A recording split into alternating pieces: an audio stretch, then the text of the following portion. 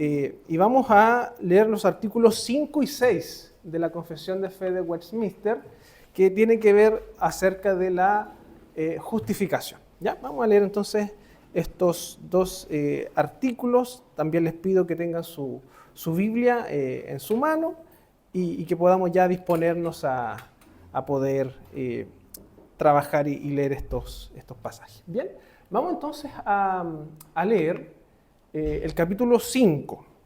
Ya, leámoslo todos juntos para que tengamos presente lo que la confesión nos dice. Dice así: Dios continúa perdonando los pecados de los que son justificados, y aun cuando ellos nunca pueden caer del estado de justificación, con todo, por sus pecados pueden caer bajo el desagrado paternal de Dios, y no gozarán de la luz de su rostro, sino hasta que se humillen, confiesen sus pecados, pidan perdón y renueven su fe y arrepentimiento. Ya, quedémonos entonces con ese artículo y vamos a trabajar acerca de esto. Ya, ¿qué entendemos acerca de la justificación? ¿Qué recuerdan ustedes? ¿Qué es la justificación? Ser declarado. Ya. Es un acto legal entonces. Podemos decir de que es ser declarado justo. Muy bien. ¿Qué más? ¿Qué más sabemos de esto? ¿Qué más podemos añadir? ¿Puede ser que alguien paga la deuda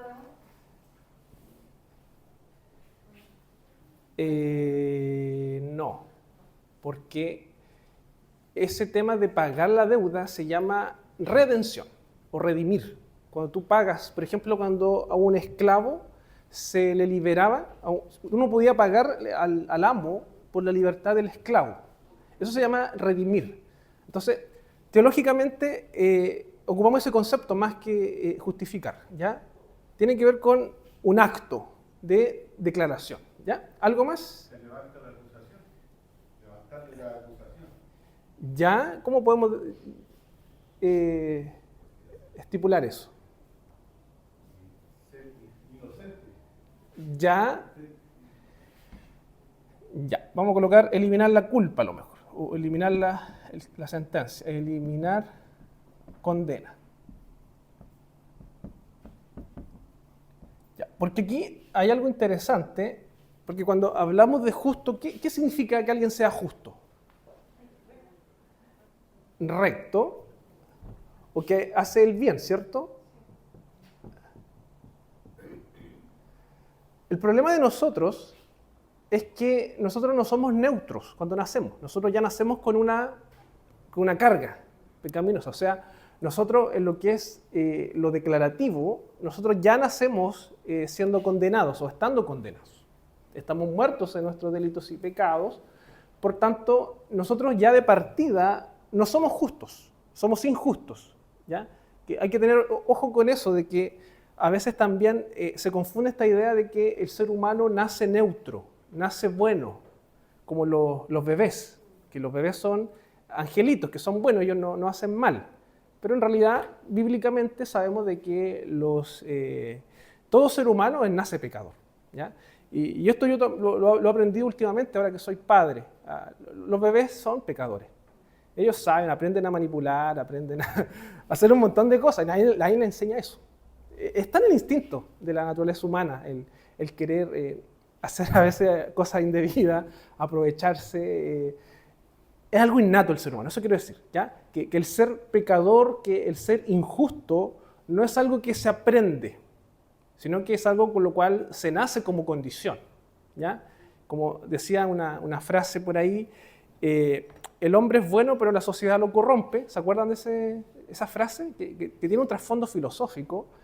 Esa frase está errada, porque el hombre no es bueno y que es corrompido por la sociedad. El hombre es malo y lo que hace la sociedad es potenciar esa maldad. Pero el ser humano en sí es malo.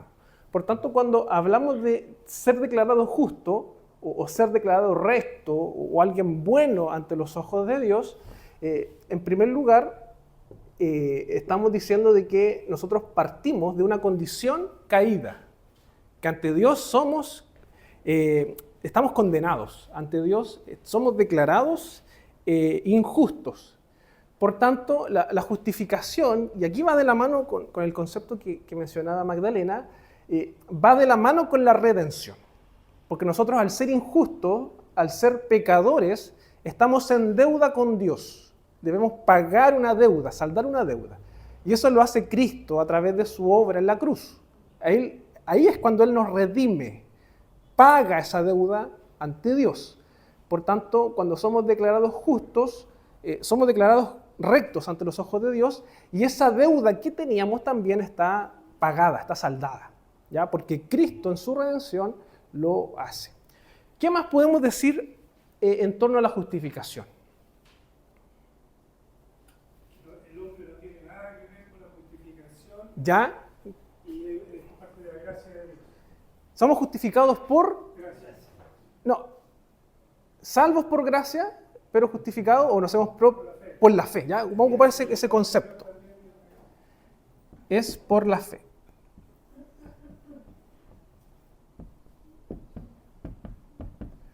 ¿Ya?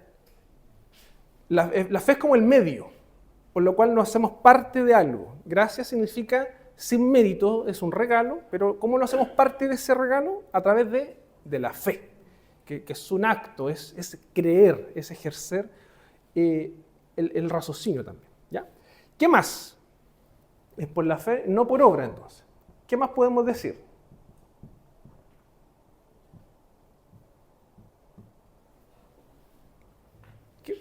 ¿Qué nos falta por hablar acerca de la justificación?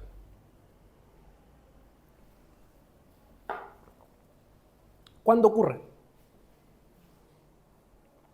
¿En qué momento ocurre la justificación? ¿Mm? Interesante eso, ¿eh? ¿Qué dice la confesión, los capítulos anteriores? No sé si alguien lo tiene por ahí. Porque aquí, claro, hay un tema de que somos justificados por la fe, cuando ejercemos la fe, ¿cierto? Cuando creemos, cuando el Señor viene a nuestra vida. Sin embargo, y aquí quiero hacer como el pero, podríamos decir, y esto pasa lo mismo con la santificación, justificación, que es posicional. Ya quiero ocupar el mismo concepto que hablamos de la santificación, ¿ya? Espero no confundir. Que ante los ojos de Dios nosotros somos justos, ¿ya? Desde el plano eterno. Ante los ojos de Dios somos justos porque Él nos escoge en Cristo. Somos elegidos en Cristo. Si bien es cierto, llega un momento en el cual nosotros creemos, que todos sabemos el momento en que creímos, ¿cierto? O nos acordamos algo de cuándo fue que el Señor vino a nuestra vida, escuchamos el Evangelio y respondimos con la fe. Sin embargo, nosotros entendemos de que esto trasciende el tiempo y que Dios, desde antes de la fundación del mundo, Él nos escogió para ser santos, para ser justos, para estar justos ante Él. ¿Qué quiero decir con esto? De que la justificación no es algo que tú tengas que mantener o cuidar.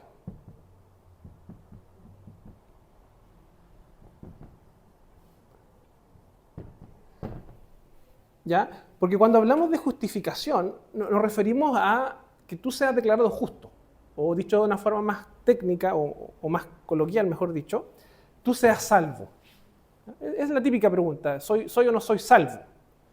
¿Qué es lo que determina si tú eres salvo ante los ojos de Dios? Si tú eres justo. ¿Ah? No, pero sí tienen que ver, van relacionados. Claro, exactamente. Igual que con la redención, somos redimidos, ¿ya? No es que sean sinónimos estrictamente, pero sí van de la mano, ¿ya? Lo mismo que la vida eterna. ¿Cómo tú sabes si tienes la vida eterna? ¿O cómo tú sabes si eres salvo? Si tú eres justo ante los ojos de Dios. Es como lo mismo en realidad. Son conceptos que van de la mano, que están asociados, pero no significa necesariamente lo mismo, ¿ya? Pero tiene que ver con eso, ¿ya? O si tú eres recto ante los ojos de Dios, si tú eres bueno. Ahí tiene que ver el tema de la salvación. ¿Qué quiero decir con esto? de que la justificación, dado que es un acto declarativo, o un acto forense o legal, como ocupan los teólogos, es algo que ocurre y no cambia. ¿Ya? Que ocurre y no cambia. Por tanto, si tú has creído en Cristo, si tú tienes fe en Cristo, tú eres justificado por la fe. Y ya nada más, nada aparte o nada de afuera te puede quitar eso. ¿Ya? Cuando tú eres justificado, ya estás en esta posición ante los ojos de Dios y no hay nada que cambie eso. Quiero que quede eso claro. Nosotros somos justificados por la fe y nada nos va a cambiar de ese estado. Exactamente, porque es algo eterno, algo que proviene de una voluntad eterna ante los ojos de Dios. ¿Ya?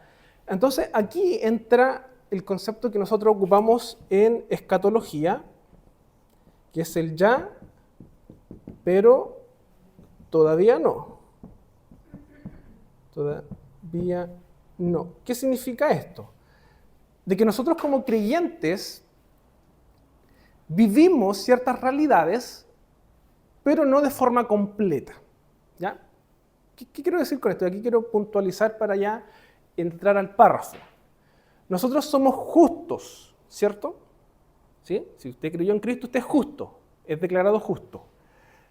Pero usted todavía no vive esa justicia de forma íntegra o completa. ¿Por qué? Porque usted sigue pecando, ¿cierto? Usted sigue fallando ante la ley de Dios. ¿Eso hace que usted pierda la salvación? No, porque acabamos de ver de que es un acto declarativo que nace desde la eternidad, por tanto, nada te puede separar del amor de Dios. Entonces, ya eres justo, ya estás justificado, pero todavía tu vida no vive esa justicia de forma plena. Y por eso lidiamos con el pecado, por eso fallamos, por eso nos equivocamos. Por eso podemos decir que no somos completamente buenos. Aún queda una parte de esa naturaleza pecaminosa con la cual lidiamos. Entonces, ¿por qué es importante esto?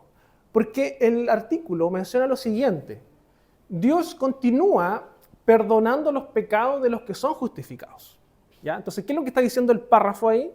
Que los que son justificados siguen pecando. Está implícito, siguen pecando. Sin embargo, Dios sigue perdonando esos pecados. Se me apagó. Ahí sí. Dios sigue perdonando esos pecados. Y aún cuando ellos nunca pueden caer del estado de justificación, ahí está este tema de que una vez que tú eres justo, nada cambia eso, porque es algo eterno. Aun cuando ellos nunca pueden caer del estado de justificación, con todo, por sus pecados pueden caer bajo el desagrado paternal de Dios. ¿Qué quiere decir eso? ¿Qué quiere decir la última frase? Con todo, por sus pecados pueden caer bajo el desagrado paternal de Dios. Todo pecado tiene una disciplina. Exacto.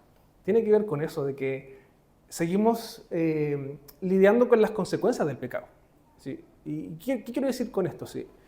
Si usted obra mal, o si usted peca deliberadamente, si usted es consciente de lo que Cristo hizo en la cruz y aún así quiere perseverar en pecar en ciertas áreas, no porque usted sea justo ante los ojos de Dios, usted va a quedar libre de las consecuencias del pecado. ¿Ya?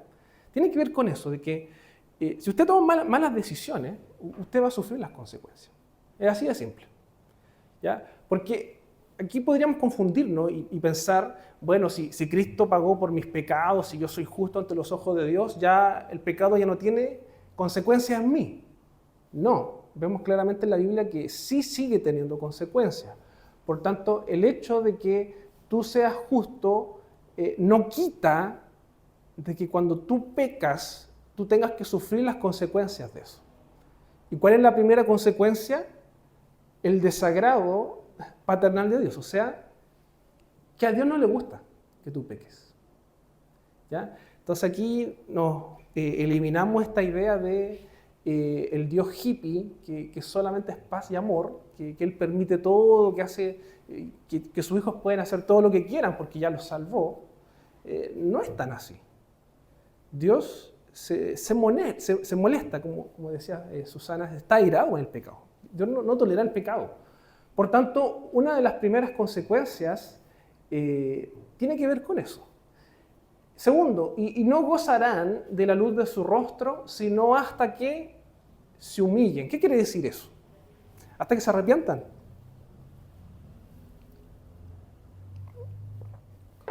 O sea, va de la mano esto con la actitud de cada uno ante el Señor.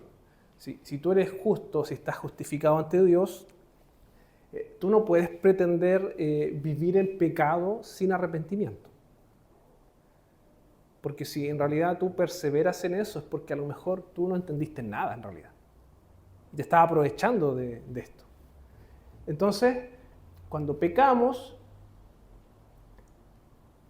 tenemos el desagrado de Dios, no gozamos de la luz de su rostro hasta que nos humillemos.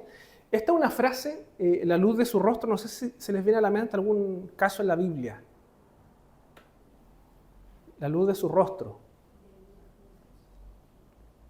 ¿Quién? Moisés. Sí, está cerca. Es la bendición sacerdotal de Aarón, si no me equivoco. Dios te bendiga, Dios haga resplandecer su rostro sobre ti, ¿se acuerdan? ¿Qué significa esta idea de resplandecer su rostro sobre ti? Que te bendiga, que estés en comunión con Él, que Dios esté ahí cuidándote. Entonces, dicho de otra forma, lo que está diciendo la confesión también ahí, es que cuando no hay arrepentimiento, muchas veces sufrimos también eso. Que Dios nos priva de ciertas bendiciones. No es que vayamos a perder la salvación, nuevamente, no estamos diciendo eso. Pero sí, en tu vida vas a sufrir esas consecuencias. Que Dios te va a privar de ciertas cosas. Hasta que te humilles o hasta que reconozcas y pidas perdón. Confiesen sus pecados y pidan perdón y renueven su fe y arrepentimiento. Por tanto, nosotros somos llamados a constantemente renovar nuestra fe y arrepentimiento. Ojo con eso, porque uno podría decir que el arrepentimiento se ejecuta o se hace una vez en la vida. Cuando tú conoces a Cristo, tú te arrepentiste de tus pecados. No, el arrepentimiento es algo constante, de cada día, porque cada día pecamos. Por tanto, somos llamados cada vez a confesar nuestras faltas, pedir al Señor su restauración, su renovación, a fin de que su rostro, o la luz de su rostro, sus bendiciones, podamos disfrutarlas. ¿Ya? Al final, tendrá que ser al final. ¿O es cortito? ¿Eh? Sí, es cortito. Ya. Lo que pasa es que ese arrepentimiento ni siquiera es nuestro, es un arrepentimiento provocado por la obra del Espíritu. Claro, porque Antes pecábamos y no nos pasaba. está ligado a la regeneración. Antes cuando estábamos, no habíamos nacido de nuevo, pecábamos, nos daba lo mismo. Exacto. Pero ahora ese espíritu que está en nosotros provoca ese arrepentimiento. Genera el decir hemos pecado. Antes nos daba lo mismo. Ya. Yo ahí discrepo. ¿Sí? Yo creo que el arrepentimiento es algo propio del ser humano. Pero ¿y la obra regeneradora? El Espíritu Santo regenera el corazón, nos capacita, pero quien se arrepiente somos nosotros. Ahí está la responsabilidad de cada uno. ¿Por qué? Porque una vez que somos regenerados, ¿qué pasa si ese hermano persevera en un pecado y no se arrepiente inmediatamente? ¿Será que el Espíritu Santo no se está arrepintiendo o no le está llevando a arrepentirse? No. Hay algo en el ser humano que aún se resiste a arrepentirse de ese pecado puntual. Entonces, claro, ahí está el tema de la soberanía de Dios y la libertad o la responsabilidad humana. Cuando hablamos de la salvación, Dios nos transforma nuestro corazón. El Espíritu Santo regenera nuestro corazón, nos capacita para creer y responder al mensaje del Evangelio. Por tanto, nosotros como hombres, como personas, nosotros respondemos al llamado del Evangelio. Hay una responsabilidad propia. Por eso el mensaje bíblico de los apóstoles, arrepentíos y convertíos. Porque el que escucha debe responder ante el llamado del Evangelio. Entonces, hay una responsabilidad humana. Si bien es cierto, nosotros no hacemos llamado al altar cuando predicamos, si alguien quiere recibir, no hacemos eso. Sin embargo, en la práctica, la predicación hace eso. Cada vez que uno predica y presenta a Cristo, lo que está haciendo es decirle al pecador, aquel que no conoce a Dios, si tú realmente vas a responder a este llamado. Esa es la esencia de la predicación, cómo tú respondes al mensaje del Evangelio. Entonces, en cierto sentido, y aquí para aclarar, si bien es cierto, Dios obra en nosotros, hay un grado de responsabilidad. Y el arrepentimiento tiene que ser de uno. Porque podría ser de que dentro de la congregación hay algún hermano que haya pecado, que sea creyente, pero que no se está arrepintiendo. ¿A quién responsabilizamos? ¿Al Espíritu Santo o al hermano en sí? Es el hermano el que no se ha arrepentido. Entonces, está ese tema de la responsabilidad. Yo creo que va de la mano, ¿ya? Pero podemos verlo más adelante. Entonces, tiene sus consecuencias si es que no actuamos en relación a cómo Dios pide que actuemos, ¿ya? Vamos con algunos pasajes bíblicos. Mateo 6:12, 1 de Juan 1:9 y 1 de Juan 2:1, para que podamos complementar esto. Mateo 6:12, 1 de Juan 1:9 y 1 de Juan 2:1.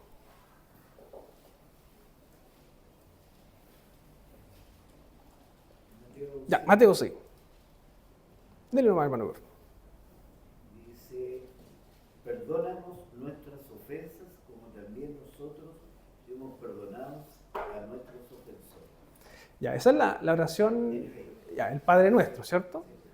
Perdónanos nuestras ofensas, así como nosotros perdonamos a nuestros ofensores.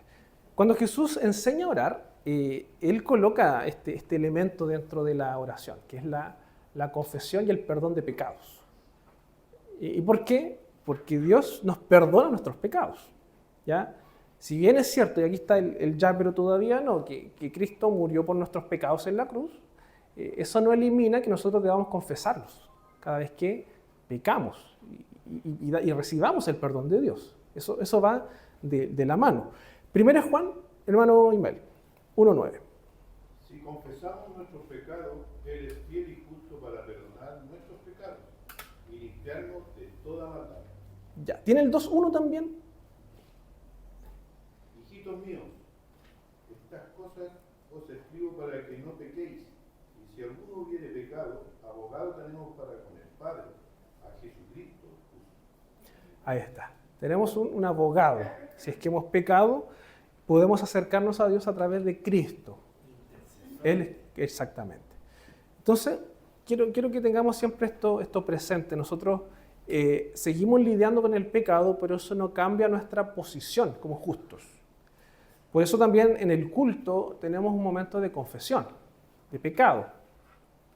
¿Ya? Y aquí hay un tema de cómo entendemos eso. No sé si ustedes han pensado alguna vez qué significa el momento de confesión de pecado en el culto.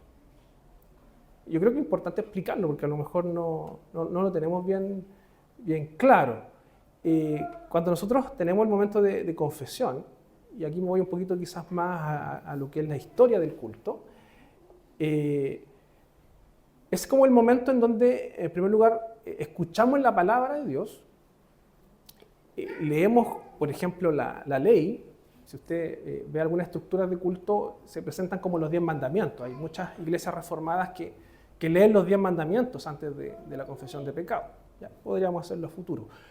Y una vez que tú has escuchado y leído la ley, el carácter de Dios, tú te das cuenta de que eres pecador o reconoces tu pecado. Y ahí es cuando viene la oración de confesión. Por tanto, el propósito de la oración de confesión es, ¿cuál sería el propósito? Confesar el pecado. Eso en primer lugar. Que tengamos cuidado con eso, que la oración de confesión de pecado es para confesar. Porque a veces tenemos confesiones de pecado en donde es pura gratitud. Señor, te agradecemos por lo que tú hiciste, pero ¿en qué momento tú confesaste? ¿En qué momento tuviste ese acto de decir a Dios, ¿sabes qué? Yo ante tu ley me reconozco como pecador. Entonces viene este acto de confesar y luego recibir el perdón. ¿Ya? La Biblia trabaja esa lógica de que el perdón del pecado viene o sigue a la confesión del pecado, al arrepentimiento. Entonces, tengamos cuidado con esa estructura. Leemos la palabra en primer lugar, confesamos los pecados y luego recibimos el perdón y la gratitud al Señor. Y de hecho, el cántico que hacemos después de la oración es una respuesta a la gratitud, para que también lo tengamos presente. Por eso van de la mano. Por eso la canción que va después de la oración de confesión es una canción que enfatiza esta idea de la obra de Cristo perdonando, porque es la gratitud, la respuesta que tenemos. Entonces, ¿por qué es importante esto? Porque nosotros continuamos pecando. Necesitamos de la gracia constantemente. Necesitamos postrarnos ante el Señor, renovar nuestra fe, renovar nuestro arrepentimiento. Esa es la esencia de la confesión de pecados. Necesito que alguien busque el Salmo 89. Si alguien lo puede leer, por favor. Salmo 89, del 31 al 33. ¿Algún voluntario? Salmo 89. Sí, hermana Adriana, por favor. Del 31 al 33. Si profanares mis estatutos y no guardares mis mandamientos, entonces castigaré con vara tu rebelión y con azotes tus iniquidades. Mas no quitaré de él mi misericordia, ni falsearé mi verdad. Exactamente, muchas gracias. Fíjense cómo va de la mano esta idea del juicio y la misericordia de Dios. O sea, si tú persistes en tu pecado, en tu deseo de seguir en rebelión con Dios, tú vas a sufrir las consecuencias. Eso es lo que dice. Sin embargo, la misericordia de Dios no se aparta. Dios está ahí dispuesto a perdonar, a escuchar nuestras súplicas.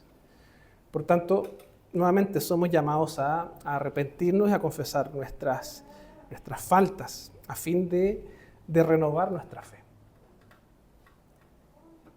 No sé si a usted le pasó o vio o escuchó de un caso o en alguna iglesia, o aquí todos venimos de trasfondos quizás similares.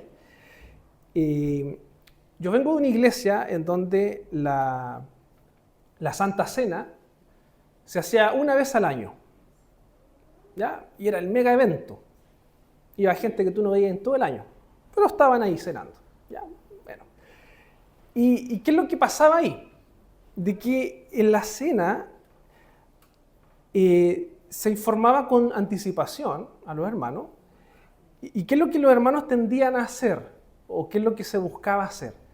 De que si tú habías pecado o estabas en algún problema con algún hermano, que tú pudieras como reconciliarte a tiempo antes de participar de la cena. No sé si usted lo ha escuchado así o ha visto casos así, que lo encuentro interesante. Encuentro interesante esta idea de estar siempre en reconciliación, en arrepentimiento, en buscar al Señor. Sin embargo, creo que eso no debe ocurrir cuando hay cena, sino que debe ocurrir siempre. O sea, no vas a esperar una vez al año, como en este caso, para reconciliarte, sino que si tú realmente sabes que pecaste, que fallaste ante el Señor o a tu hermano, que tú te arrepientas, que pidas perdón y que renueves tu fe. ¿Ya? ¿Por qué? Porque la misma Escritura también nos dice, y creo que este es un salmo de David, que cuando uno peca y uno está en rebeldía con el Señor, y aquí no quiero que me malinterpreten, pero tu cuerpo igual lo siente. Y David ocupa como este concepto de sus huesos, su gemir, se envejecieron sus... Entonces, ¿qué es lo que está diciendo David con eso? De que nosotros como somos un ser integral, cuerpo y espíritu, o cuerpo y alma, lo que es espiritual también nos afecta corporalmente.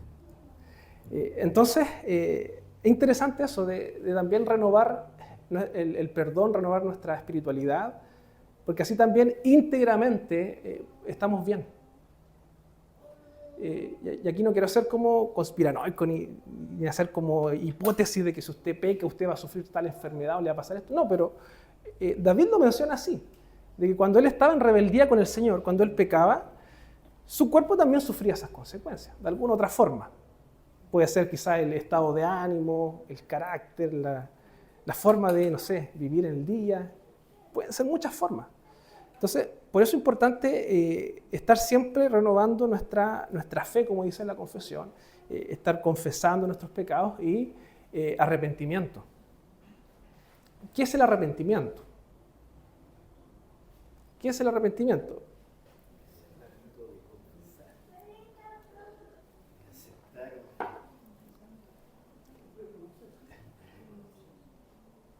¿Arrepentimiento a alguien se le ocurre? No estar de acuerdo con lo que hace. Arrepentimiento es cambiar una actitud. Si tú dices me arrepiento de algo y a los 10 minutos sigues haciéndolo, exacto, no te arrepentiste realmente. Entonces, también cuidado con eso. El verdadero arrepentimiento va con un cambio en la actitud. Entonces, y eso aplica tanto para nuestra relación con Dios como con el prójimo. O sea, si tú le hiciste algo a tu prójimo y tú le dices, no, yo me arrepiento, perdóname, y al día siguiente vuelve a hacer lo mismo, es porque en realidad no te arrepentiste. Y con Dios nos pasa lo mismo. A veces pecamos, pedimos perdón, decimos, Señor, me arrepiento, y después al ratito seguimos igual. Entonces, no hay un arrepentimiento. ¿Sí? Al final vamos a hacer me queda un párrafo todavía. ¿Ya? Avancemos. Es cortito. ¿Ya? La justificación de los creyentes bajo el Antiguo Testamento fue en todos sentidos una y la misma que la de los creyentes bajo el Nuevo. ¿Qué es lo que está diciendo? Es súper simple. Que la justificación en el Antiguo Pacto o Antiguo Testamento funcionaba igual que ahora. ¿Ya? No es que los judíos o Israel se justificaba por obras, que a veces también se piensa eso, o se enseña eso en las iglesias, de que en el Antiguo Testamento los justos eran aquellos que hacían bien las cosas. ¿Ya? Entonces, y eso también afecta en cómo enseñamos en la iglesia. Porque yo siempre pensé de que Noé era alguien que hacía las cosas bien, que se portaba bien y por eso Dios lo escoge para salvar la humanidad. Pero el texto bíblico, ¿qué es lo que dice? Que Noé halló gracia a los ojos de Dios. O sea, no fue que Noé en sí fuese bueno, sino que él halló gracia y misericordia de parte de Dios. Lo mismo pasa con todos los personajes del Antiguo Testamento, de que ellos no eran buenos en sí y por eso tenían la bendición de Dios, sino que Dios por gracia los bendecía y se relacionaba con ellos. Por tanto, esto es lo que está diciendo acá el texto, ya para no extenderme más, porque tengo que cerrar, que en el Antiguo Testamento la justificación funcionaba igual que ahora. Es lo mismo. Y esto lo trabaja el apóstol Pablo cuando habla, por ejemplo, de los herederos de las promesas de Abraham. ¿Quiénes son? Los que viven por la fe, ¿cierto? Si tú tienes fe, tú eres hijo de Abraham. Y nosotros hablamos acá de que la justificación está asociada a la fe. Va de la mano. Por tanto, no es algo que se separa o que Dios haya cambiado la forma de justificar. Siempre Dios justifica de la misma forma. Por la fe. No hay ninguno bueno o ninguna persona que por sus obras pueda ser digno de salvación. ¿Ya? Eso es importante. Y con esto quiero cerrar. Me acordaba de un himno pentecostal que me llamaba la atención por lo que decía en el coro, que lo encontré como raro. Hablaba, creo que es el himno, no me acuerdo el nombre del himno, pero decía que tú diste tu vida en la cruz por el justo y por el malvado, algo así. ¿Quién es el justo y quién es el malvado bíblicamente? No hay justo ni malvado. O sea, somos todos malvados, somos todos pecadores. Nunca se trató de las obras, eso es lo que quiero decir. Todos aquellos que llegan a la fe, que son justificados, es porque Dios gratuitamente les ofrece la salvación a través de la fe. Es por gracia. ¿Ya? Bien, estamos en la hora. Ahora sí, hermanos. Hermano Igor, después hay otra. Era porque la justificación no depende de nosotros tampoco. La justificación es un acto de Dios y en Cristo. Y lo otro, que el mantenerla, ninguno de nosotros podría mantenerla si dependiera de nosotros. Porque, como lo dice ahí, somos justos en posición, no en condición. Nuestra condición sigue siendo la misma. Ahora, con la diferencia de que por la obra regeneradora del Espíritu podemos responder a ese llamado de Dios. Antes no podíamos responder porque estábamos muertos. Por eso ese coro, ese canto que usted dice, y yo, como en el arminianismo, yo creo que no están muertos, que el hombre puede responder, y el hombre no puede responder si Dios no lo habilita. Ahí está muy bien, porque ahí hacemos la precisión que vimos delante. Está bien, el hombre no puede responder, estamos de acuerdo, pero creo que en síntesis el hombre debe responder. Una vez que ha sido... Claro, la pregunta es, ¿puede hacerlo? En su estado natural, no. Pero si el Espíritu Santo lo habilita, ahí el hombre sí puede responder. Y ahí puede hacer ese derecho o ese deber de responder. Sí, Magdalena y hermano Ramiro también. Ay, sí. Y cuando se habló de que el arrepentimiento es como un cambio de conducta, o lleva consigo un cambio de conducta. Pero, ¿qué pasa si, por ejemplo, ya uno tiene una lucha con algo y se arrepiente? Por el poder, con la ayuda del Espíritu Santo, no con la ayuda, sino que mediante el Espíritu de Dios, uno va a cambiar esa conducta. Pero si pasa un tiempo y uno vuelve a hacer lo mismo, ¿quiere decir que ese arrepentimiento no fue tan real? ¿O ahí me confundo? Ya, sí, es una buena pregunta. Para hacer la introducción a la respuesta, cuando la Biblia ocupa el concepto de arrepentimiento, en el original es metanoia, ¿se acuerdan? Metanoia es cambio de dirección, de mente, de rumbo. Entonces, va ligado con un cambio, que tiene que ver realmente un cambio de dirección. Si tú vas para allá, tú ahora cambias y vas hacia el otro lado. En relación a eso, de que, ¿qué pasa si hay un pecado, si te entendí bien, que uno se arrepiente, pero después al tiempo vuelve a ejecutarlo, algo así? Yo te voy a dar mi respuesta. Ya no quiero decir que esta sea la respuesta, o la única respuesta. Yo creo que no hay arrepentimiento. Cuando alguien se arrepiente de algo, y aquí quiero ser bien honesto, yo creo que el arrepentimiento nace del corazón, es una actitud del corazón, que tú del corazón te arrepientes a hacerlo, ¿ya? O dejas de hacerlo. Pero eso no quita de que en tu corazón sigan existiendo esas luchas. Y podría ser que en una de esas luchas tú caigas. ¿Ya? Yo ahí lo veo de una forma distinta. Puedo colocar algún ejemplo, ¿ya? El típico ejemplo en la iglesia. El hermano que sufre de alcoholismo, ¿ya? Él sabe que emborracharse es pecado, pierde el autocontrol y deshonra a Dios. Él llega a la fe, él comprende de que eso está malo, él se arrepiente de eso y vive una nueva vida ahora. Sin embargo, ese hermano va a tener luchas. Va a tener momentos donde a lo mejor va a flaquear o va a desear volver. Y ahí, y también viendo la experiencia cristiana, podría ser que a lo mejor en un momento él ceda, de debilidad a lo mejor. Pero ahí yo no cuestionaría el arrepentimiento, yo ahí lo vería como un tema puntual. Distinto sería que una vez que él cae en esa debilidad, después sea constante. Y que él diga, no, si todas las semanas estoy cayendo, yo creo que ahí no hay arrepentimiento.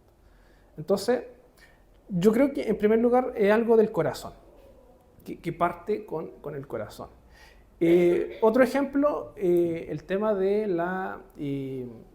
este es complejo, pero siempre me gusta colocarlo porque creo que igual ejemplifica bien el tema de la homosexualidad.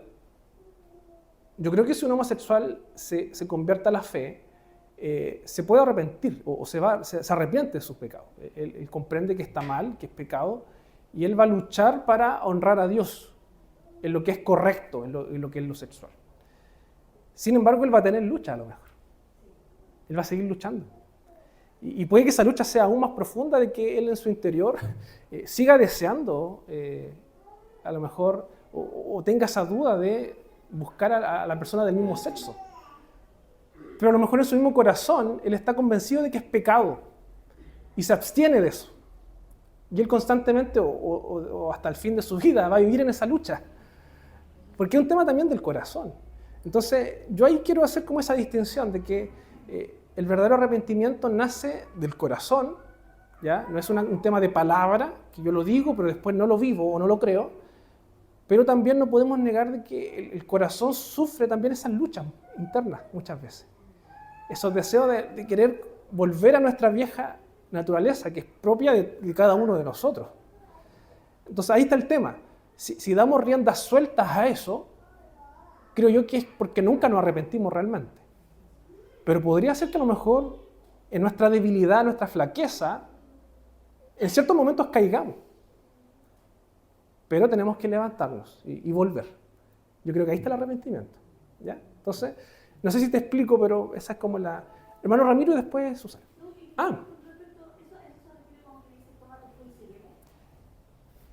Sí.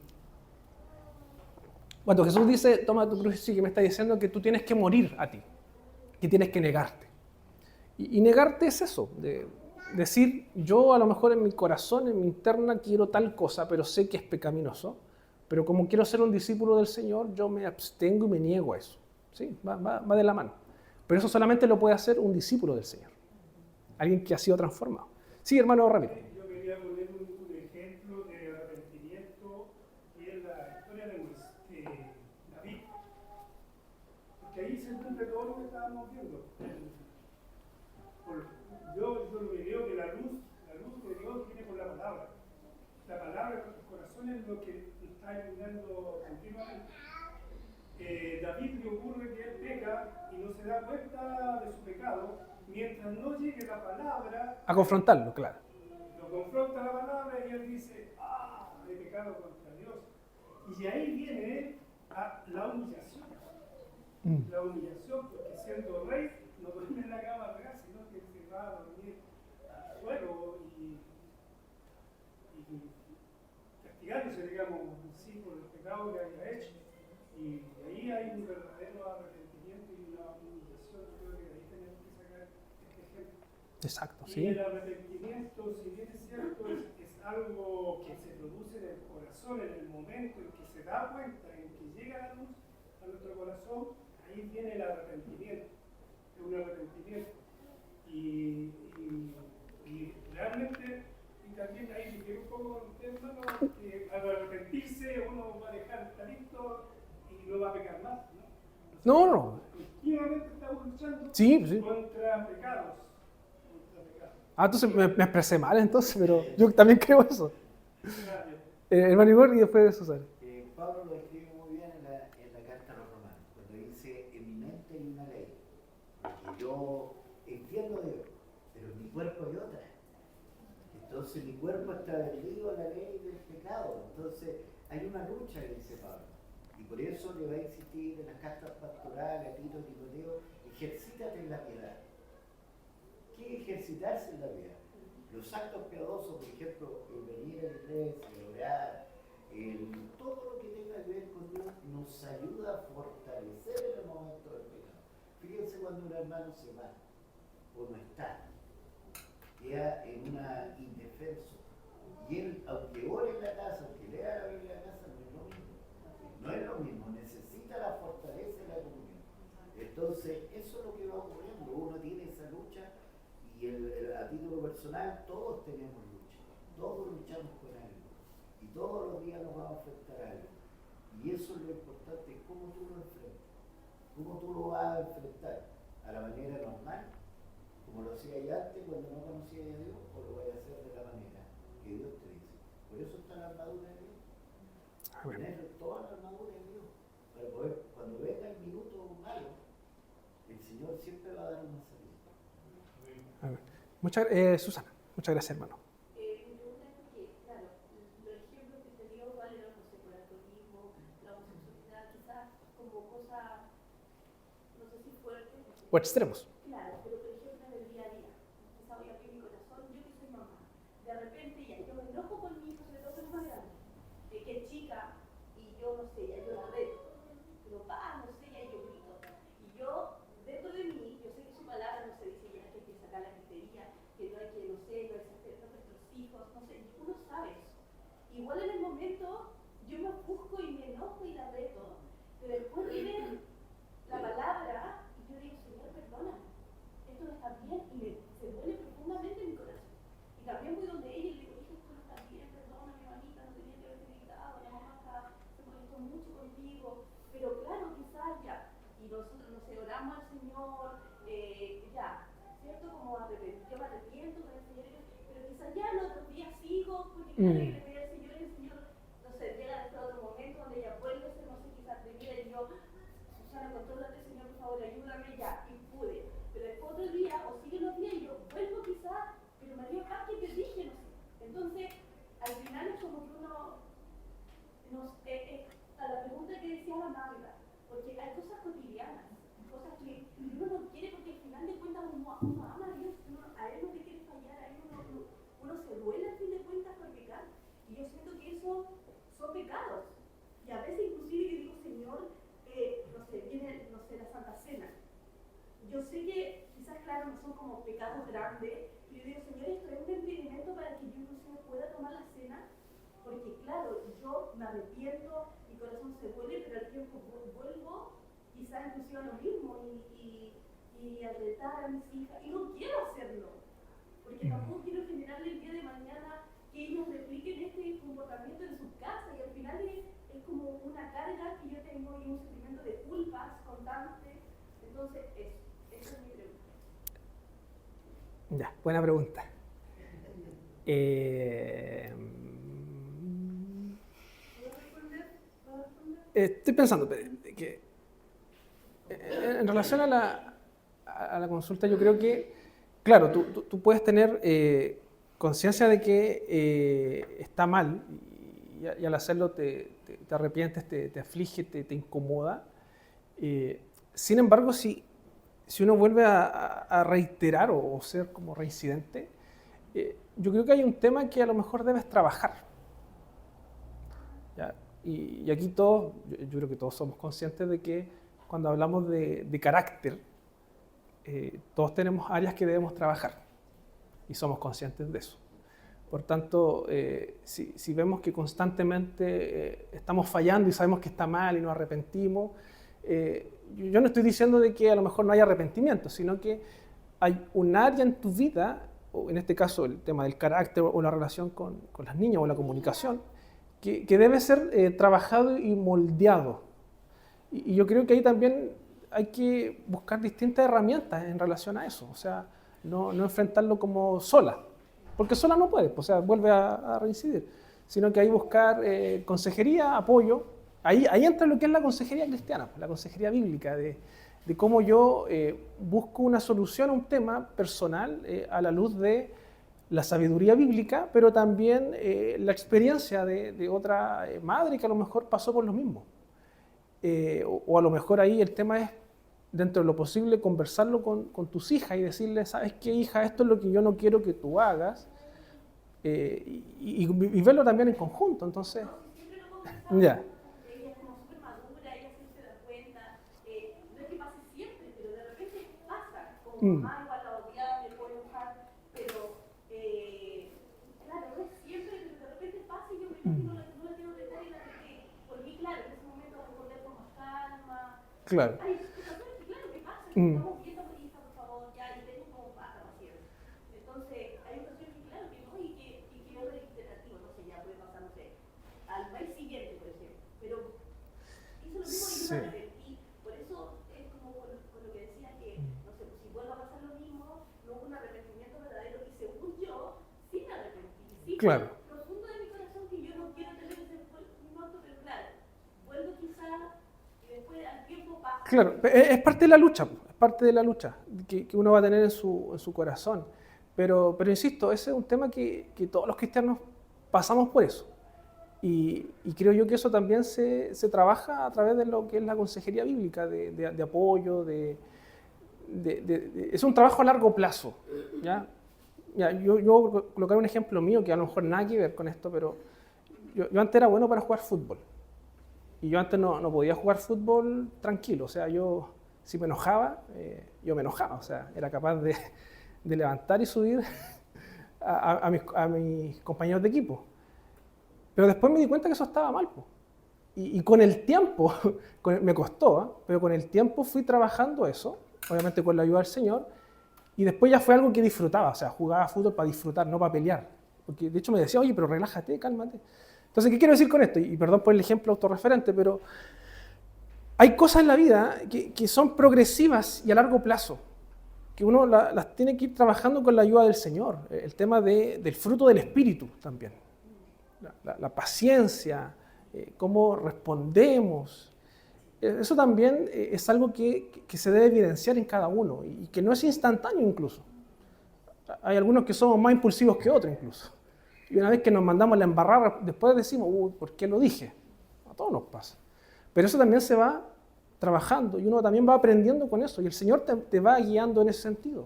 Entonces yo creo que va de la mano con el arrepentimiento. O sea, no estoy diciendo que no hay un arrepentimiento, porque yo creo que sí lo hay, pero la lucha va a estar. La lucha va a estar, pero ahora, ¿cómo yo enfrento eso? A través de la palabra, a través de la consejería bíblica, del apoyo, la oración, y pedir que el Señor me ayude en ese sentido. Pero yo creo que también es progresivo, o sea, hay distintas luchas en ese sentido. ¿Sí? No sé si querías complementar algo, ¿no? ¿O es lo mismo? Ya, muchas gracias. Bien, hermano, estamos en la hora entonces. Vamos a cerrar. Vamos a agradecer al Señor y también pedir por los alimentos para poder compartir. Te damos gracias, Señor, por este día, por esta clase, Señor, por comprender un poco más acerca de tu palabra, de cómo somos justificados gratuitamente, sin ningún mérito, y que a pesar de que muchas veces, Señor, fallamos, de que no estamos a la altura de nuestro llamado, tú aún así nos perdonas, estás presto a perdonarnos, a escuchar, Señor, nuestro clamor, y te pedimos que tú nos sigas guiando, que tú, Señor, permitas trabajar aquellas áreas en nuestra vida en donde fallamos, en donde constantemente erramos, Señor, en donde somos conscientes, en donde muchas veces nos duele, Señor, pero seguimos flaqueando. Te pedimos, Señor, que tú nos ayudes, que tú nos guíes y que podamos también con el tiempo ir mejorando, ir cambiando aquellas cosas, Señor. Te agradecemos porque tenemos la certeza de que estas cosas no cambian este estado de ser justos, Señor.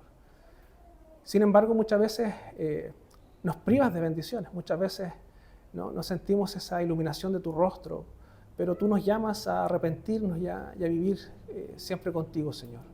Te agradecemos por esta clase y te pedimos también la bendición por los alimentos que vamos a compartir, que podamos tener un momento de comunión, y te pedimos, Señor, todo esto en los méritos de Cristo. Amén.